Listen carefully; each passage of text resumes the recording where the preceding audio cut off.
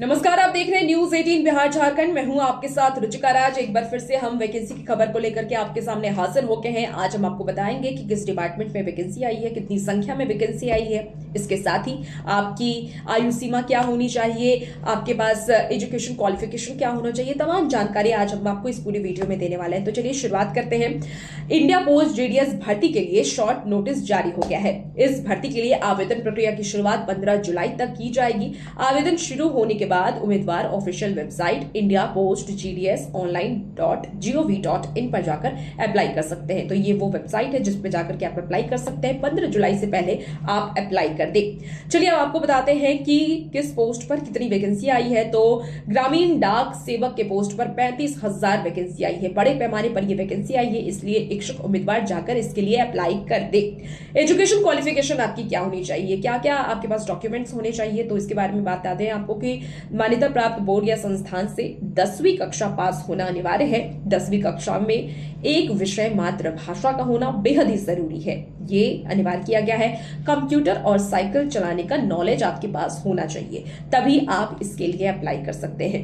अब आपको आयु सीमा बता देते हैं, क्योंकि कई लोग आयु सीमा को लेकर के कंफ्यूजन में रहते हैं कि वो इस पोस्ट के लिए एप्लीकेबल है या नहीं है, क्या एलिजिबल है इस पोस्ट के लिए, वो फॉर्म डाल सकते हैं या नहीं डाल सकते हैं। तो इसके लिए जानना बेहद ही जरूरी है कि आपकी आयु सीमा कितनी होनी चाहिए। तो बता दें आपको कि जो न्यूनतम आयु सीमा इसमें रखी गई है वो है 18 साल और अधिकतम आयु सीमा जो रखी गई है वो है 40 साल। यानी 18 से 40 साल तक के जो लोग हैं वो इसके लिए अप्लाई कर सकते हैं। साथ ही आरक्षित वर्ग के उम्मीदवारों को ऊपरी आयु सीमा में सरकारी नियमों के अनुसार छूट भी दी जाएगी।